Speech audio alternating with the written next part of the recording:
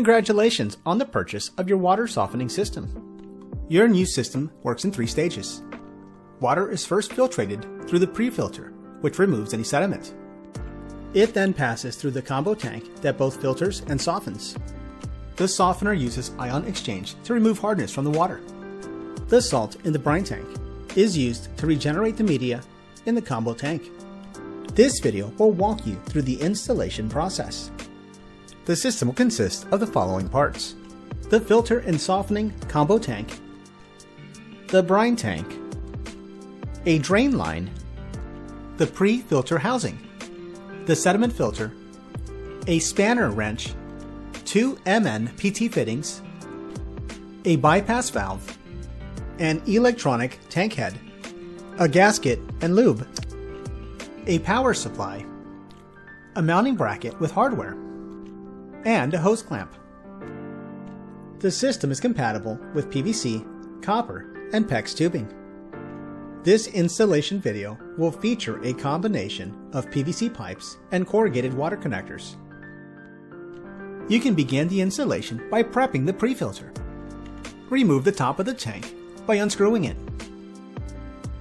Inside, you will find the gasket and the lube that's required for the next step. There is a groove indented along the top of the housing that will receive the gasket.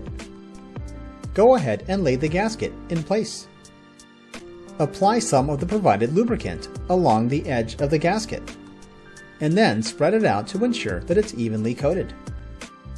The gasket will then be flipped over and reseated into the groove. Apply the remainder of the lubricant and once again spread it out to ensure that it's evenly coated. The provided sediment filter will now be installed.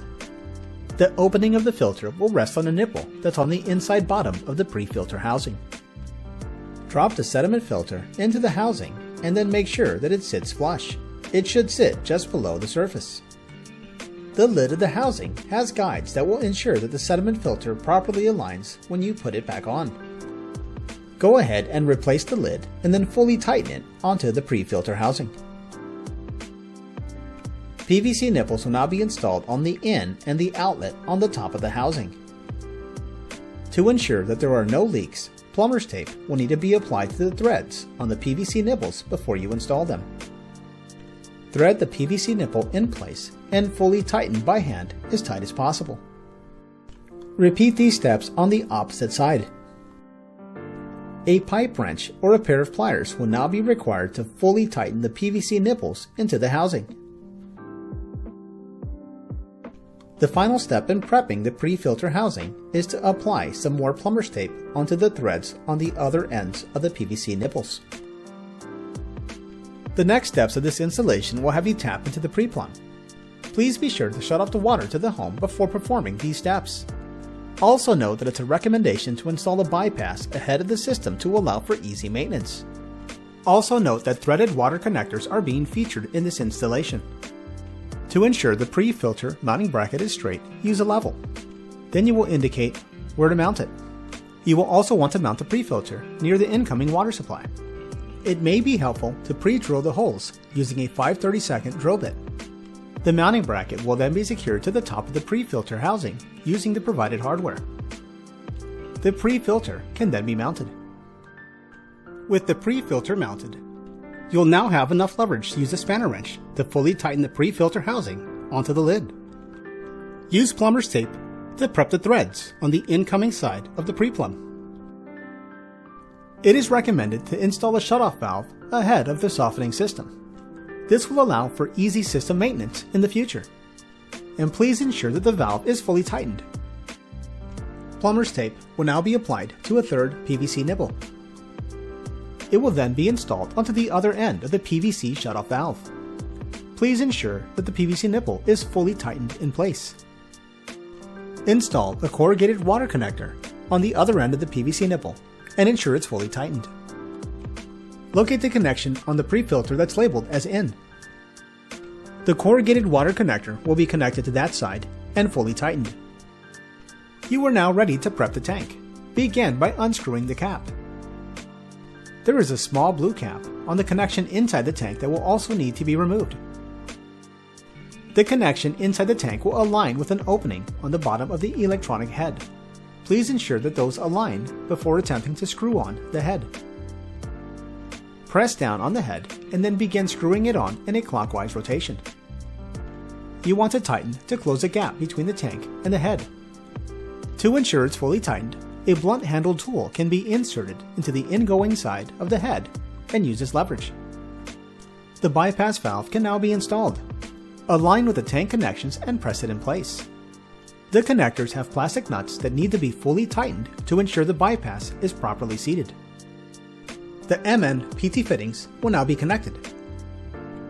Press them into the opening and then fully tighten the plastic nuts to secure them in place.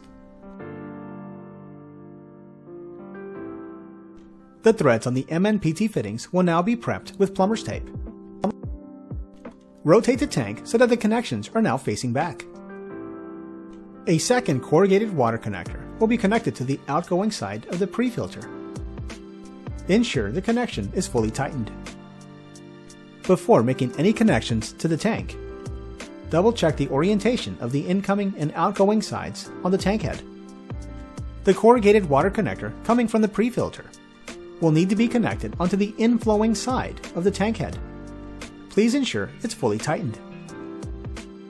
Connect the third corrugated water connector onto the outflowing side of the tank head and ensure it's fully tightened. The other end of the pre-plumb will now need to be prepped using plumber's tape. The corrugated water connector from the outflowing side of the tank head will now be connected to the side of the pre-plumb that leads into the home. Be sure that it's fully tightened. To install the drain line on the tank head, it's easier to remove the cover. It's also easier to remove the drain line connector by removing a blue tab. The drain line connector can be slid off. Slide the provided hose clamp over the provided drain line. The connector you removed has barbed ends. Press them onto the end of the drain line and ensure that they're fully seated. Slip the hose clamp over the connection and fully tighten it. The connector with drain line installed can now be slid back into the tank head. It will then be secured with the blue tab that you removed earlier. Go ahead and temporarily replace the head of the tank. The drain line should also be exiting towards the back. Lead the line to the drain and then trim away the excess. To ensure the tank drain line doesn't come out, 2 pairs of holes can be drilled towards the top of the drain. A pair of zip ties can then be inserted into those holes. Pushing them into the pipe will create loops. The drain line can then be threaded inside of them. Tighten the zip ties to secure the drain line in place and trim away the excess. Please ensure that there are no kinks on the drain line. The brine tank can now be introduced, and position it so that the connections are facing the tank. The brine well, which is a white tube inside the tank, will need to be secured. Begin by removing the lid. It has a pair of holes that align with a pair of holes on the wall of the brine tank. The threads from the drain connector will insert into the smaller opening on the brine well. A plastic washer is provided to secure them in place. Hold the washer with one hand and then spin the drain connection with the other hand to thread it. The Regen line from the tank head will now be connected. First insert it into the small opening on the brine tank. You will then insert it into the valve that aligns with the opening and press it in place. The cap can then be replaced on the brine well. The brine tank has an overflow water drain. A drain line can be added to it by pressing one in place. Zip ties can also be used to secure this drain line.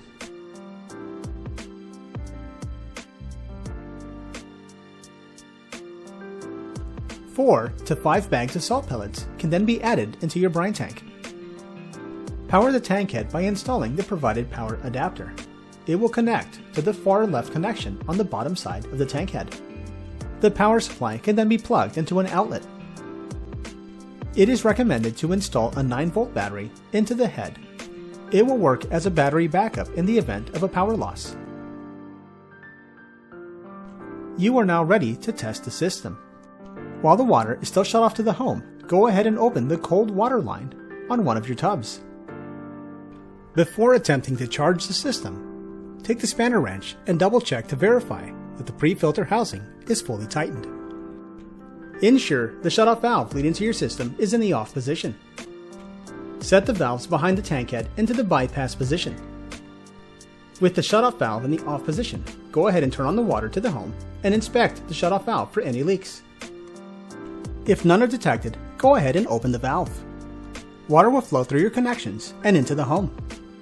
Inspect the corrugated connectors and also inspect the pre-filter housing for any leaks. You will also need to inspect the water connectors to the tank and to the home. If no leaks are detected, go ahead and turn off the bypass and allow water to begin flowing through the tank. As the tank fills with water, inspect the connection between the tank and the tank head for any leaks. If any leaks are detected, troubleshoot for any loose connections. Continue to allow the water to run for 10 minutes to flush the system. A smartphone and an app will now be required to set the tank settings. Navigate to your app store and look up Legacy View. Once you locate the app, go ahead and install. Once installed, go ahead and open the app. Select Metered Softener from the device list. Let's begin by setting the time. Go ahead and tap on it. A pop-up prompt will ask you to confirm. To adjust the regen time, simply tap on it. You want the system to regen while nobody's using water. 2 AM may be a good default. Your water hardness will need to be set. If you performed a hard water test, then information would be obtained from that. If not, you can request the information from your local water authority. To set it, you will simply tap on that tile. You will then enter the appropriate value. Now you will select the menu icon from the upper left-hand corner to gain access to the advanced settings. Tap on the Advanced Settings option. The Regen Day override in the upper right-hand corner will need to be changed. Go ahead and select it and change the value to 14 days. The reserve capacity on the left-hand side will also need to be updated. Select it and then change the reserve capacity to 10%. The last two settings will vary depending on the size of the system that you're installing. If you're installing the MMV1, you will need to change the resin grain capacity on the right-hand side. Change it from 27,000 to 32,000. The brine refill time on the bottom right of the screen will also need to be changed. Select it, and then you will change the value to 8 minutes. If the system you're installing is the MMV4, the last two settings will be different. Select the resin grain capacity and change it from 27,000 to 48,000. The brine refill time will also need to be changed. It will need to be increased to 10 minutes. The final step will be to force the system to regenerate. However, you should note that the process will take 90 minutes and the water in the home cannot be used during this process. Select the menu icon in the upper left-hand corner, and then you will select Regenerate Now from the list. Select OK from the following screen, and the system will regenerate for the next 90 minutes. Once the regeneration cycle is completed, the system is ready to use.